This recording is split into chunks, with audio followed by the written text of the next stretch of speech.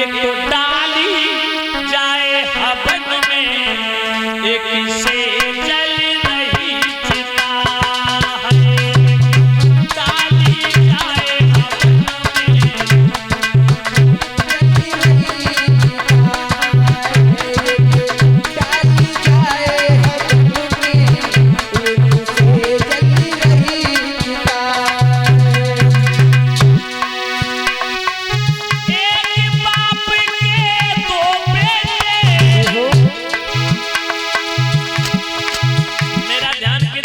महाराज उत्तानपाद की तरफ। एक बाप के दो बेटे, पर किस्मत जुदा जुदा है। उत्तम पालने में झूले, ध्रुव पत्तों पर मला है। एक पालने में झूले, एक पत्तों पर मला है।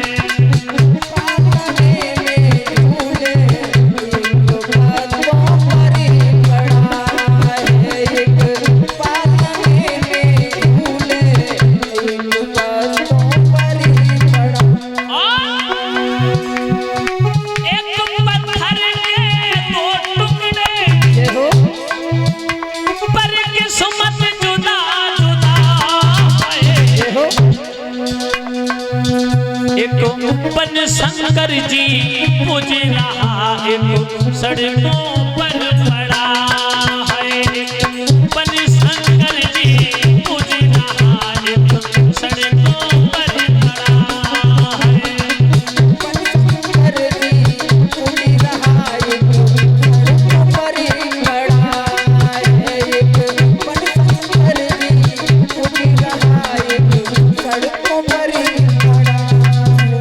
याद रखना माता हो, ध्यान देना। जब पुत्र प्राप्त हुआ माता सुनीति को, उस समय कोई दासी नहीं थी, कोई सेवा करने वाला नहीं था, न कोई दाई न कोई दासी, कोई भी मैया के पास में नहीं है। प्रसव के समय पीड़ाएं आ रही हैं, मैया बेहोश हो जाती है। फिर होश आया माता, वो शरीर में इतना खून नहीं था, इतनी शक्ति नहीं। बच्चा पैदा हुआ, पैदा होते ही होते माता बहनों मैया बेहोश हो गई। फिर जब मूर्छा जागृत हुई, अपने बेटा को उठाया, स्वयं अपने हाथ से झाड़ पोंछ करके अपने सीने से लगाया। और इधर छोटी रानी सुरची ने जिस बच्चे को जन्म दिया माता, वो हजारों दासियां सेवा में, हजारों दासियां, सुंदर खान पान की व्यवस्था, सुंदर बिस्तर की व्यवस्था, और माताओं रानी सुरची की सेवा बड़े ही दासियों के साथ में हजारों दासियां लगी हुई सेवा के दौरान रानी सुरची के किसी बालक को, सुरची के बालक को कोई परेशानी ना हो, रानी सुरची को कोई समस्या ना हो, कोई दिक्कत ना हो। माता बहनों भाई बंधुओं, उसी समय विद्वानों को बुलाया और कुल पुरोहितों को बुला करके नाम कर संस्कार किया। रानी सुनीति की तरफ से जिस बच्चे का जन्म हुआ उसका नाम पड़ा ध्रुव, और जो महलों में रानी सुरची के गर्भ से बच्चे का जन्म हुआ उसका नाम पड़ा उत्तम। और मैया सुनीति जो झोपड़ी में काग बिड़ाती थी ना, काग उड़ाती थी सारे दिन, टूटी झोपड़ी में समय गुजारती थी जौ की रोटी खाके, उनके गर्भ से बच्चे का जन्म हुआ, उसका नाम रखा ध्रुव। और महलों में सुरची के गर्भ से जो बालक पैदा हुआ उसका नाम पड़ा उत्तम। माता बहनों धीरे धीरे दोनों बालक सियाने होने लगे। मैया सुनीति बच्चे को देख करके बलैया लेती है और सारे सुखों का अनुभव करती है, गोद में लेती है। माता बहनों जौ की रोटी जो स्वयं सुनीति को खाने के लिए मिलती, उसी में एक टुकड़ा ध्रुव जी को दे देती है। वही टुकड़ा मुंह में दबा लेते हैं, सारे दिन उसी टुकड़े को, दांत तो नहीं है, उसे चूसते रहते हैं। और मैया सारा काम करती है तो ध्रुव जी को पीठ से बांध लेती है, पीठ से बांध करके सारे दिन काग उड़ाती है, सारे दिन। प्यारे सज्जनों, माता बहनों भाई बंधुओं धीरे धीरे सियाने होने लगे ध्रुवोत्तम। तो माताओं एक बाप की संतान, एक पिता की संतान, माताएं दो हैं लेकिन बाप एक, दोनों में इतना प्रेम कि ध्रुव के पास में उत्तम आ जाता खेलने के लिए राजमहल से निकल करके, और ध्रुव अपनी माँ के टूटी झोपड़ी को छोड़ करके कभी कभी राजमहलों की तरफ खेलने के लिए चल देते। एक दिन उत्तम ने कहा भैया ध्रुव, हाँ भैया, आज चलो पिता के राज दरबार में खेलने के लिए चलेंगे। चलो भैया। पिताजी बहुत अच्छे अच्छे खिलौना लाते हैं। चलो भैया, मैं भी। ध्रुव जी ने उंगली पकड़ ली उत्तम की, उत्तम आगे आगे पीछे पीछे ध्रुव, और दोनों भैया खेलते हुए खेलते कूदते कुल्हाल मचाते हुए उत्तानपाद की कचहरी में दाखिल हुए।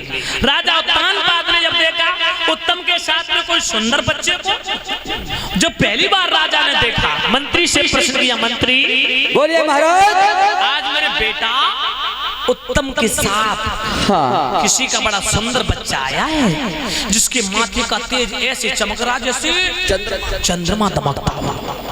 बड़ा सुंदर बालक है, ये किसका बालक है? आखिरकार इसके माता पिता का क्या नाम? कृपा करके इसका परिचय दो मुझे।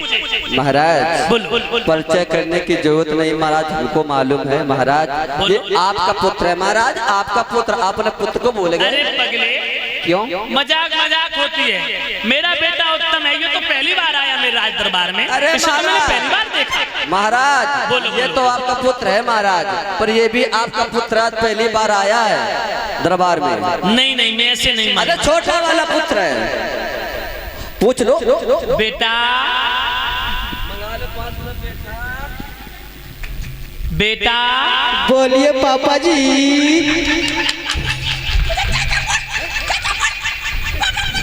हाँ पापा जी। बेटा, हाँ, तेरी माँ का क्या नाम है? मेरी माँ का नाम सुनीति। तेरा नाम? मेरा नाम ध्रुव। तू सुनीति का बेटा है? हाँ। बाजी वाह, उस बेकार बड़ी रानी सुनीति का बालक, इतना सुंदर बच्चा। हे भगवान, हे परम पिता परमेश्वर, हे स्वाधीन ब्रह्म विश्वात्मा श्री हरि नारायण, हे विष्णु, तुम्हारी माया का किसी ने पार नहीं पाया, जिससे संतान की खातिर एक पुत्र के वास्ते, एक पुत्र के प्रति संतान ना होने के कारण मैंने रानी सुनीति को घर से बाहर कर दिया, उसे घर से बाहर निकाल दिया काग उड़ाने के लिए। वो सारे दिन काग बिड़ाती है, काग उड़ाती है, और उसकी कोख से इतना सुंदर बच्चा। हे परम पिता परमात्मा, तुमने आज, तुम जब देते हो किसी को तो इतना देते हो, छप्पर फाड़ के देते हो। आप जब किसी के ऊपर कृपा करते हो तो आपकी कृपा पात्र वो व्यक्ति प्रफुल्लित हो जाता है। वास्तव में आज मेरा हृदय गदगद हो गया। आओ बेटा, इधर आओ ध्रुव। और माताओं, ध्रुव जी को राजा उत्तानपाद ने मंच से, सिंहासन से कूद करके नीचे गद्दी से उछल करके जमीन पर ध्रुव जी को गोद में ले लिया। गोद में लेकर के सिंहासन पर फिर बैठ गए, माथे को चूमा, सर को सूंघा, और माताओं राजा उत्तानपाद ने प्रेम और आनंद के आंसुओं से ध्रुव जी को नहला दिया। गुरुजी, बोलो। आंसू का दो प्रकार के होते हैं। और माताओं बहनों ध्यान रखना, आंसू भी परीक्षा जी दो प्रकार के होते हैं यज्ञपति जी। वो कैसे? भाइयों, आंसू भी दो प्रकार के होते हैं माताओं।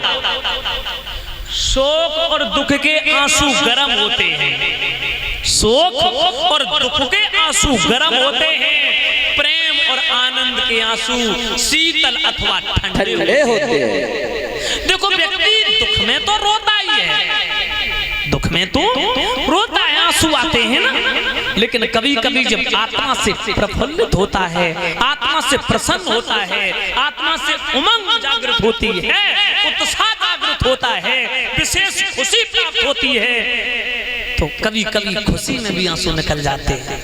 बहुत से लोगों को मैंने देखा है, हंसते में आंसू आंखों में, हंस रहे हैं खिलखिला के, लेकिन आंखों में आंसू है।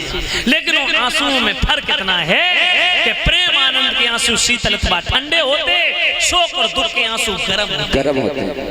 प्रेम और आनंद के आंसुओं से राजा ने ध्रुव जी को नहला दिया, और ध्रुव जी ने भी अपने पिता का पहली बार प्यार पाया। ध्रुव जी को गर्व महसूस हो रहा कि मैं बेकार का पुत्र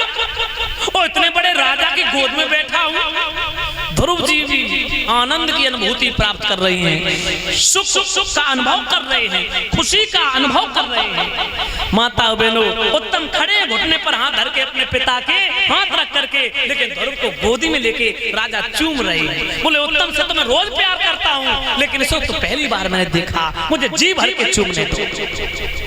माता बहनों, भाई बंधुओं, और पिता पुत्र का प्यार जो होता है बड़ा पवित्र प्रेम होता है। माता ध्यान रखना, उसी राज दरबार में चुगला बैठा था, चुगला। और एक बात तो कहेंगे, चुगला तो गांव नहीं बल्कि हर घर गली गली में वो चुगला को वो सुख वो दृश्य अच्छा नहीं लगा।